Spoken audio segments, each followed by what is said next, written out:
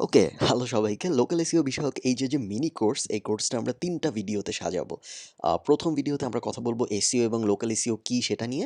2nd ভিডিওতে আমরা কথা বলবো কিভাবে আপনি ক্লায়েন্টদের কাছে যেতে পারেন বা কিভাবে ক্লায়েন্টদের কাজ নিতে পারেন এবং 3rd ভিডিওতে আমরা কথা বলবো কিভাবে আপনি ক্লায়েন্টদের সেই কাজ করে দেওয়ার বদলে আপনার পেমেন্টগুলো নিতে পারেন। তো আমি এই ভিডিওগুলো বড় করব না কারণ এটাকে আমরা বলছি একটা mini series, mini video series type বা মিনি কোর্স। সো আমরা যেটা করব আমরা যদি খুব তাড়াতাড়ি একটা আম কোথায় আমাদের হোয়াইট বোর্ড এই যে এখানে।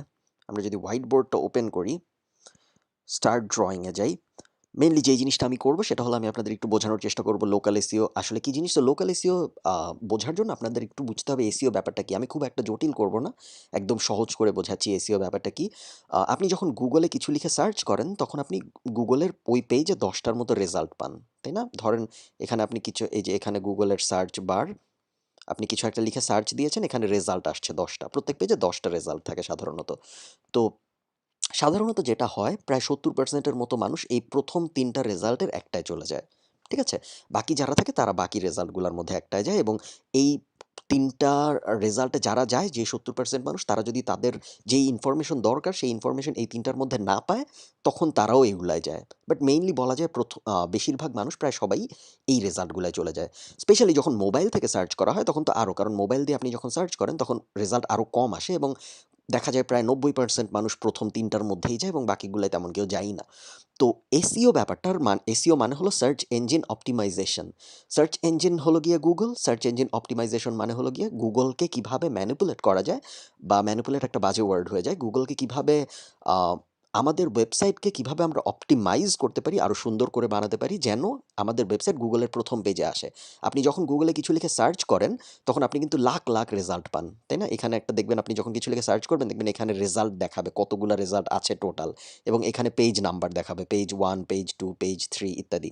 আপনি দেখবেন বেশিরভাগ মানুষ পেজ 1 এর মধ্যেই থাকে। কিন্তু গুগলে কিন্তু হাজার, হাজার পেজের রেজাল্ট আছে। তাই না?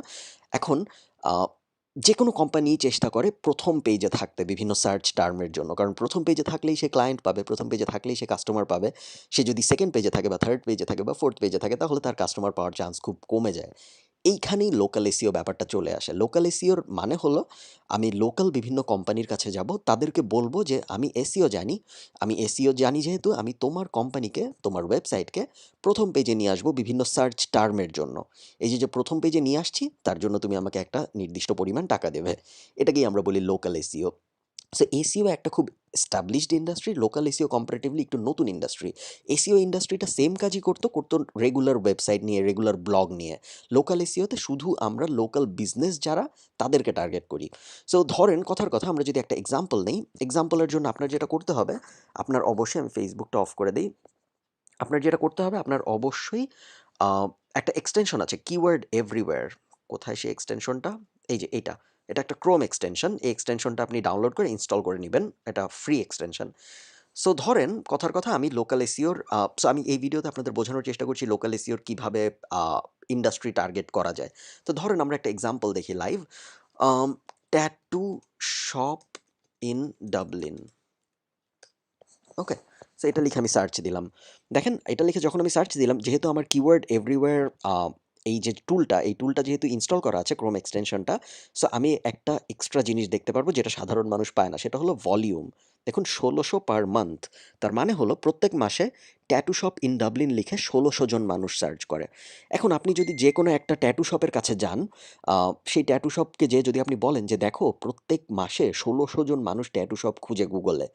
তোমার ওয়েবসাইটটা যদি আমি ১ম পেজে নিয়ে আসতে পারি এই ৩ টার মধ্যে বা এই ৩ টার মধ্যে, তাহলে তুমি এক্সট্রা ১৬০০ জন মানুষের কাছে, এক্সট্রা ১৬০০ জন ক্লায়েন্টের কাছে তোমার বিজনেসটা এক্সপোজড হবে।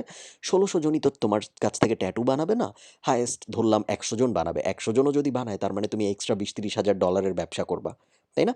এখন এই যে এক্সট্রা ২০-৩০ হাজার ডলারের ব্যবসাটা তুমি করছো, এইজন্য তুমি আমাকে আমি তোমাকে যে এসইও কাজটা করে দিব, যে কারণে তুমি এই ১ম পেজে আসবে তার জন্য তুমি আমাকে মাসে $১,০০০ দিবা, কথার কথা।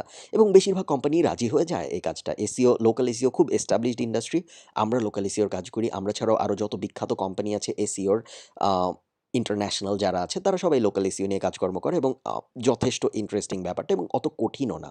কম্পারেটিভলি একটা ব্লগ ধরেন এখানে যদি আমি লিখি ক্যাট ফুড লিখে যদি আমি সার্চ করি ক্যাট ফুড, তাহলে দেখুন সার্চ ভলিউম আপনি দেখবেন ৬০,৫০০ প্রত্যেক মাস। এই ক্যাট ফুড কিওয়ার্ডটার জন্য গুগলে কিছু লিখে সার্চ করলে ওটাকে বলে কিওয়ার্ড। সো এই ক্যাট ফুড কিওয়ার্ডটার জন্য এই জায়গায় র্যাঙ্কিং করা যত কঠিন, ট্যাটু শপ ইন ডাবলিনের জন্য কিন্তু অত কঠিন না, কারণ সার্চ ভলিউমও কম, কম্পিটিশনও কম এবং বেশিরভাগ বিজনেস যেহেতু এসব নিয়ে চিন্তাও করে না, এই কারণে কম্পিটিশন আরও সহজ। দেখা যায় যে খুব সহজে ১-২ মাস বা ৩ মাসের মধ্যে একটা বিজনেসকে র্যাঙ্ক করে ফেলা যায় এই জায়গায়। সো এই যে বিভিন্ন ব্যবসাকে র্যাঙ্ক করে ফেলা প্রথম পেজে গুগলের এবং তাদেরকে আরও বেশি ক্লায়েন্ট পাওয়ার সুযোগ করে দেওয়া, এই পুরো প্রসেসটাকেই আমরা বলি লোকাল এসইও। সো লোকাল এসইওর প্রথম ভিডিও দেখার জন্য ওয়েলকাম। সেকেন্ড ভিডিওতে আমরা যে কথা দেখার জন্য ওয়েলকাম না, দেখার জন্য থ্যাংক ইউ। ওয়েলকাম কেন বললাম জানি না। সেকেন্ড ভিডিওতে আমরা যেটা করব, সেকেন্ড ভিডিওতে আমরা কিভাবে ইন্ডাস্ট্রি টার্গেট করা যায় এটা নিয়ে আরেকটু ভালো মতো কথা বলবো এবং থার্ড ভিডিওতে আমরা যে কথা বলবো কিভাবে পেমেন্ট মেথডগুলো সেট আপ করবো এবং কিভাবে ক্লায়েন্টদের কাছ থেকে পেমেন্ট নিব এবং কিভাবে কাজগুলো ডেলিভার করব ওই ব্যাপারগুলো নিয়ে। সো ধন্যবাদ সবাইকে এই ভিডিওটা দেখার জন্য। পরের ভিডিও